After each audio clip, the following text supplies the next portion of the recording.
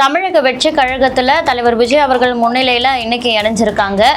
இந்த ஒரு இணைப்பு எந்த மாதிரியான தாக்கத்தை அரசியல்ல ஏற்படுத்தும் அப்படின்னு நினைக்கிறீங்க சார்?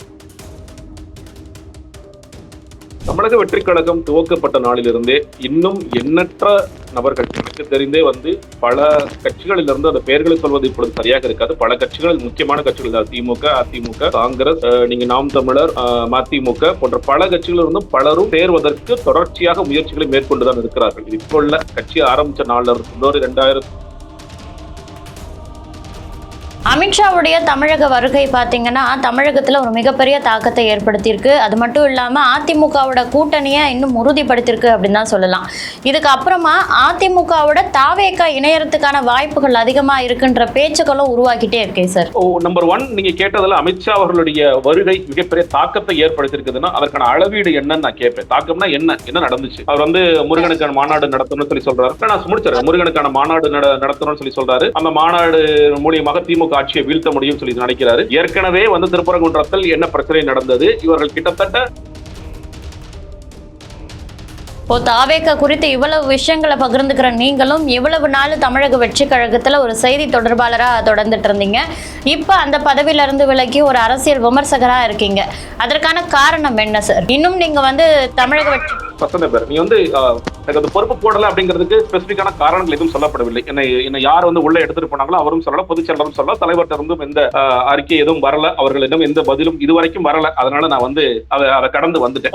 இன்னும் நான் தமிழக வெற்றி கழகம் ஒரு நல்ல கட்சி, ஒரு சிறப்பான கட்சி. அதாவது நான் இப்ப பேசிட்டு இருக்கேன். அவங்க ப்ரோ டிவிக்கு ஸ்டாண்டா தான் இருக்கேன். அதில் நான் தொடர்ச்சியா பயணிச்சுட்டு இருக்கேன். விமர்சிக்க வேண்டிய இடத்துல நான் விமர்சித்துக் கொண்டிருக்கேன். அரசியல் விமர்சகர், நான் செய்தி தொடர்பாளராக இருந்தாலும் சரி, இப்பொழுதும் சரி, நான் சொல்ற ஒரே ஒரு விஷயம், எல்லோருக்கும் பொருத்தமான விஷயம் தான்.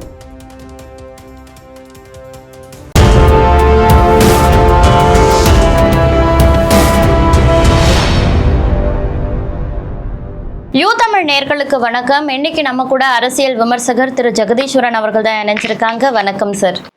இப்போ பாத்தீங்கன்னா அதிமுகவின் முன்னாள் சட்டமன்ற உறுப்பினர்களும் அவங்க மட்டும் இல்லாம வழக்கறிஞர்கள், முன்னாள் அரசு அதிகாரிகள்னு பலரும் தமிழக வெற்றி கழகத்துல தலைவர் விஜய் அவர்கள் முன்னிலையில இன்னைக்கு இணைஞ்சிருக்காங்க.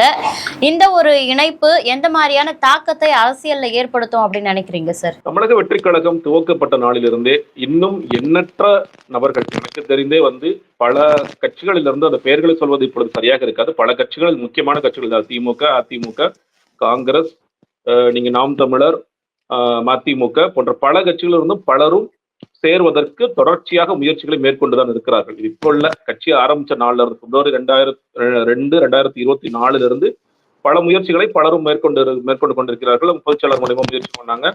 நான் அந்த கட்சியில் செய்தி தொடர்பாளர் இருக்கும்போது என் மூலமா முயற்சி பண்ணாங்க. இந்த மாதிரி பல பேரும் முயற்சி பண்ணிட்டு தான் இருந்தாங்க. இது டூ லேட் தான் நினைக்கிறேன். இதுவே இவர்கள் எல்லாம் இது சொல்ல போனா இன்னைக்கு டேவிட் செல்வின் சேர்த்திருக்காரு. அவரெல்லாம் எவ்வளவோ காலமாக அவரெல்லாம் முயற்சி செய்து கொண்டிருந்தார்.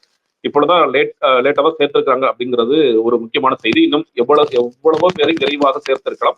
ஏன்னா ஒரு கட்சிக்கான பலம் என்பது எங்கிருந்து வரும்னு கேட்டீங்கன்னா, ஒண்ணு நமக்கான கட்டமைப்பு. இப்ப தமிழக வெற்றி கழகத்துடைய சிங்கிள் பேஸா யார் இருக்காருன்னா விஜய் அவர்கள் தான் இருக்கிறார்.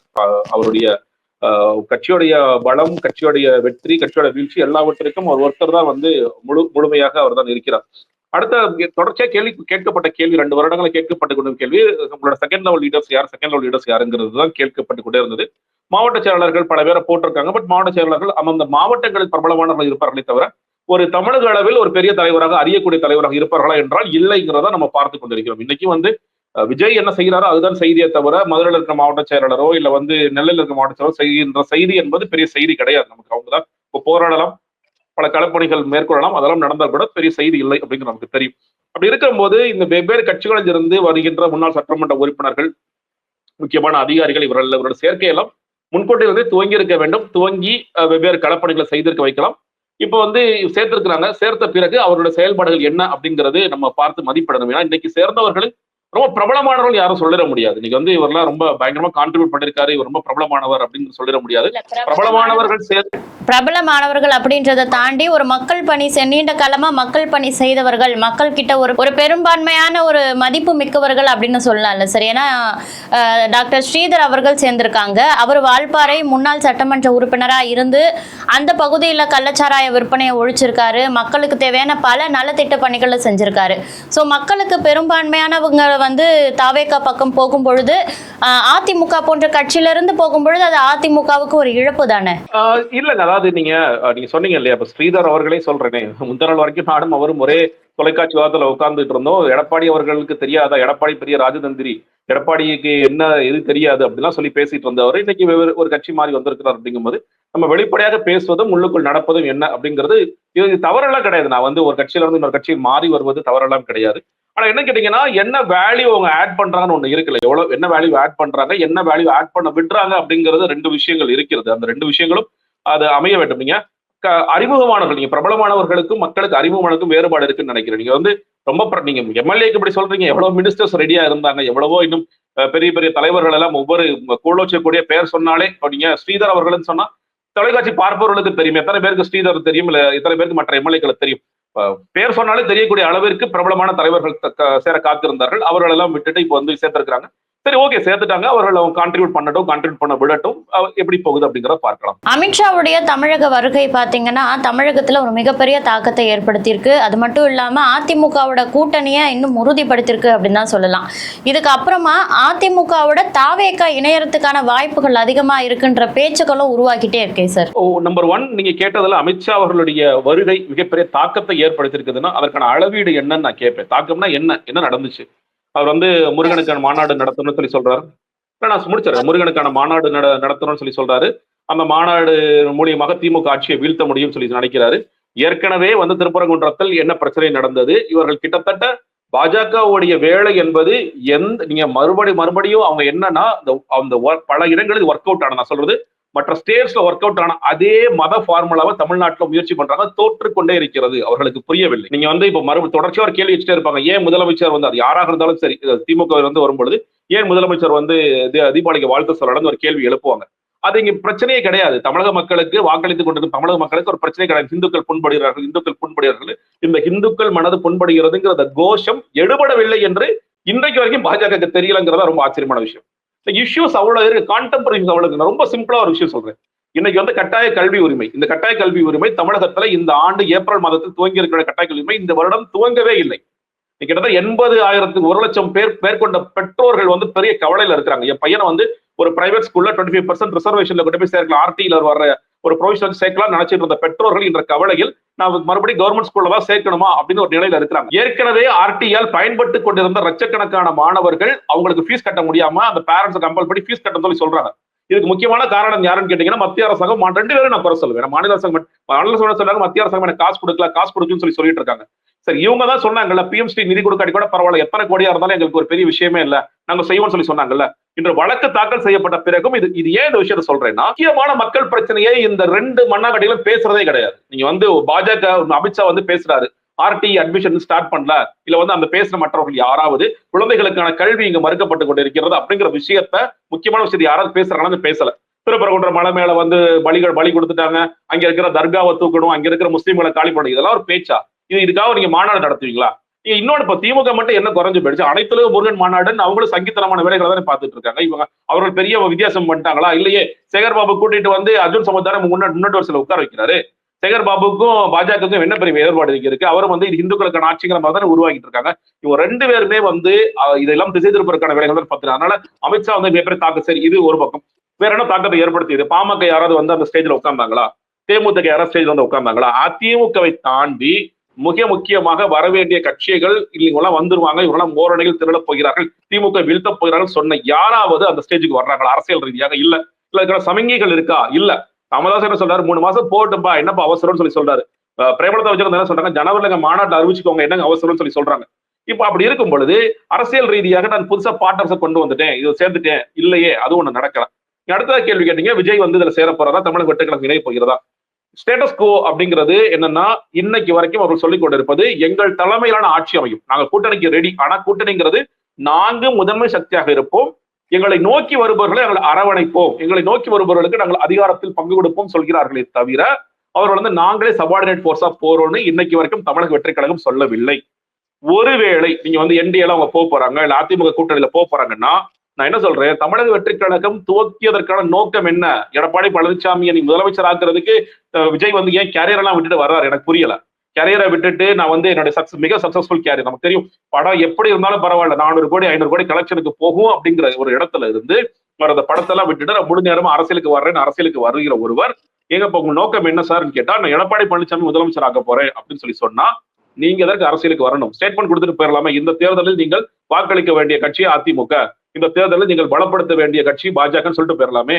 அதை விட்டுட்டு ஏன் நான் அரசியல் வரணும்? அதனால வெளிப்படையாக நடந்த விஷயங்கள் நான் பேசுறேன். வெளிப்படையாக தமிழக வெற்றி கழகம் இன்று வரை சொல்லி வரும். ஏன்னா நேற்று கூட நான் பார்த்தேன், அமித்ஷா அவர்கள் வந்து பேசிய அவர் வந்து தமிழக குறித்து பேசல. அப்படி பேசாத போதும் அந்த கட்சியோட கொள்கை பரப்பு செயலாளர் வந்து ஒரு ட்வீட், பெரிய நீண்ட ட்வீட் போட்டிருக்காரு. இதெல்லாம் வந்து நீங்க பாஜக எந்தெந்த இடங்களில் என்னென்ன கலைபரங்கள்லாம் பண்றாங்க, எவ்வளவு கட்சிகளை காலி பண்றாங்க அப்படிலாம் சொல்லி பேசி சொல்லிருக்காங்க. அப்படிங்கும் பொழுது அவர்கள் பாஜகவுடைய கொள்கை எதிரி என்ற நிலைப்பாட்டில் உறுதியாக இருப்பாங்க நான் நம்புகிறேன். அது எனக்கு தெரியல, சில நேரங்கள் தலைமையில இருந்து வர வேண்டும் அந்த ஆசை, அந்த எதிர்பார்ப்பு எனக்கும் இருக்கிறது. அது வந்து கட்சியின் தலைவரே வந்து சில இடங்களில் அதை பதிவு செய்ய வேண்டும் நான் பார்க்கின்றேன். ஆனால் ஸ்டேட்டஸ் கோ என்பது எங்களுடைய கொள்கை எதிரியாக பாஜக இருக்கு என்பதைத்தான் தமிழக வெற்றி கழகத்துல மறுபடியும் சொல்லிட்டு இருக்காங்க அப்படிங்கிறது.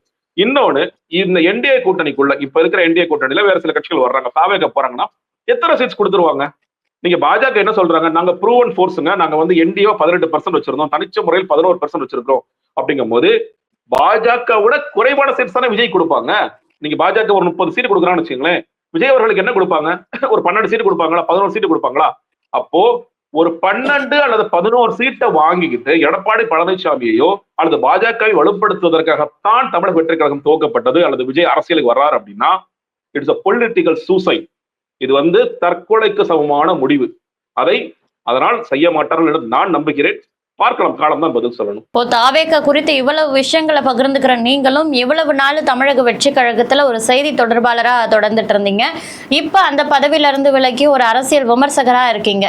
அதற்கான காரணம் என்ன சார்? இன்னும் நீங்க வந்து தமிழக வெற்றி நீ வந்து எனக்கு அந்த பொறுப்பு போடல அப்படிங்கிறதுக்கு ஸ்பெசிபிக்கான காரணங்கள் எதுவும் சொல்லப்படவில்லை. என்னை யார் வந்து உள்ள எடுத்துட்டு போனாங்களோ அவரும் சொல்லல, பொதுச் செயலரும் சொல்லல, தலைவர்கிட்ட இருந்தும் எந்த அறிக்கை எதுவும் வரல, அவர்களிடம் எந்த பதிலும் இதுவரைக்கும் வரல. அதனால நான் வந்து அதை கடந்து வந்துட்டேன். இன்னும் வந்து நான் வந்து தமிழக வெற்றி கழகம் ஒரு நல்ல கட்சி, ஒரு சிறப்பான கட்சி. அதாவது நான் இப்ப பேசிட்டு இருக்கேன், அவங்க வந்து ப்ரோ டிவிக்கு ஸ்டாண்ட் தான் இருக்கேன், அதில் நான் தொடர்ச்சியா பயணிச்சுட்டு இருக்கேன். விமர்சிக்க வேண்டிய இடத்துல நான் விமர்சித்துக் கொண்டிருக்கேன். அரசியல் விமர்சகர், நான் செய்தி தொடர்பாளராக இருந்தாலும் சரி, இப்பொழுதும் சரி, நான் சொல்ற ஒரே ஒரு விஷயம், எல்லோருக்கும் பொருத்தமான விஷயம் தான். எந்த ஒரு அரசியல் தலைவரும் களத்திற்கு வந்து கடுமையாக உழைத்தால் தான் இங்கு வெற்றி பெற முடியும். அது உதயநிதி ஸ்டாலினாக இருக்கலாம், எடப்பாடி பழனிசாமியாக இருக்கலாம், ஸ்டாலினாக இருக்கலாம், அண்ணாமலையாக இருக்கலாம், விஜயாக இருக்கலாம், சீமானாக இருக்கலாம், எல்லோருக்கும் அதுதான். நான் வந்து என்னைக்குமே விஜய் அவர்கள் முதலமைச்சர் ஆயிடுவார் நான் சொன்னது கிடையாது. வேலை பார்த்தா மக்கள் அங்கீகரிப்பாங்க. அதுதான் சிம்பிள் ஃபார்முலா. கடுமையா வேலை செஞ்சீங்களா, மக்கள் பிரச்சனை எடுத்து பேசுறீங்களா, கள செயல்பாடு செஞ்சீங்களா, மக்கள் உங்களை அங்கீகரிப்பார்கள். நீங்கள் மட்டுமல்லாமல் உங்கள் ஒட்டுமொத்த கட்டமைப்பும் செய்யும் பொழுது அது வந்து நடக்கும் அப்படிங்கிறது.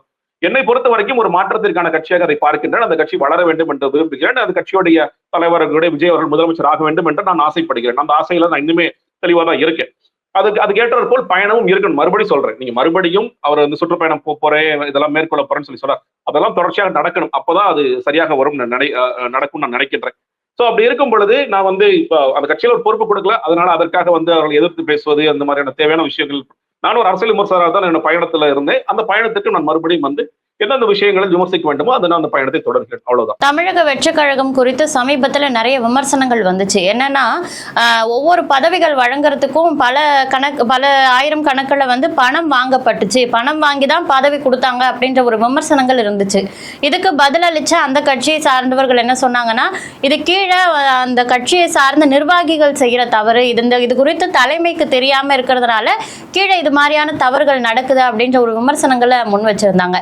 இது குறித்து உங்களோட கருத்து என்ன சார்? உள்ள என்ன நடக்குது அந்த கட்சியில? இல்லங்க, நீங்க அதான் சொல்றல, பொறுப்புக்கு நீங்க காசு கேட்கறாங்க அப்படின்னா நீங்க வந்து அது தலைமைக்கு தெரியாமல் இருக்கும்லாம் சொல்லிட முடியாது. எந்த ஒரு கட்சிக்கும் இது பொருந்தும். நீங்க வந்து ஒரு மாவட்ட செயலர் காசு கேட்கிறாரு, எனக்கு அது வந்து பொதுச் செயலருக்கோ தலைவருக்கோ தெரியாம அது நடக்கிறது அப்படிங்கிறது, அப்படி ஒருவேளை அது சொன்னா அது மிகப்பெரிய கேவலம். நான் வந்து இல்லைங்க எங்களுக்கு தெரியாது, கட்சியில் என்ன நடக்குதுன்னு எனக்கு தெரியாதுன்னு சொல்லி தப்பித்துக் கொள்ள முடியாது.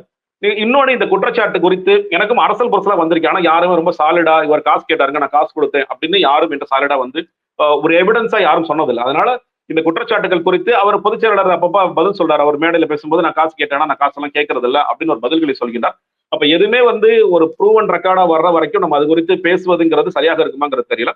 என்னோட விமர்சன பார்வை என்பது, நீங்கள் எந்த ஒரு கட்சியாக இருந்தாலும் நீங்கள் காசு கேட்பதுங்கிறது கூடாது. எந்த பொறுப்புகளுக்கும் இது மாதிரி புதிய கட்சி, ஊழலை ஒழிக்க வேண்டிய கட்சி, ஊழலை ஒழிக்கப் போகிறோம் என்று சொல்லிக் கொள்கின்ற கட்சி நிச்சயமாக இந்த மாதிரி தவறுகளை மேற்கொள்ளக்கூடாது.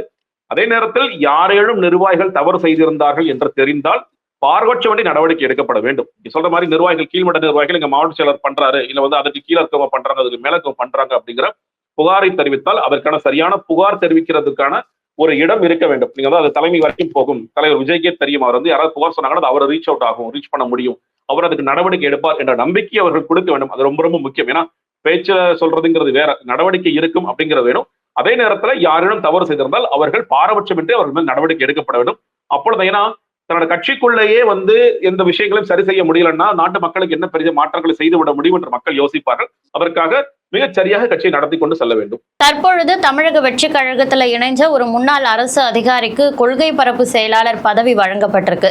இந்த மாதிரி புதுசா வரவங்களுக்கு எல்லாம் ஒரு பதவி கொடுக்கும் பொழுது முன்னாடி பல காலமா உழைச்சிட்டு இருந்த அந்த நிர்வாகிகள் ஒரு அதிருப்தி அடைகிறாங்க. இவ்வளவு நாள் உழைச்சு கூட புதுசா வரவங்களுக்கு பதவி கிடைக்குதுன்னு அந்த அதிருப்திக்கு தமிழக வெற்றி கழகத்தோடைய கருத்து என்னவா இருக்கு சார்?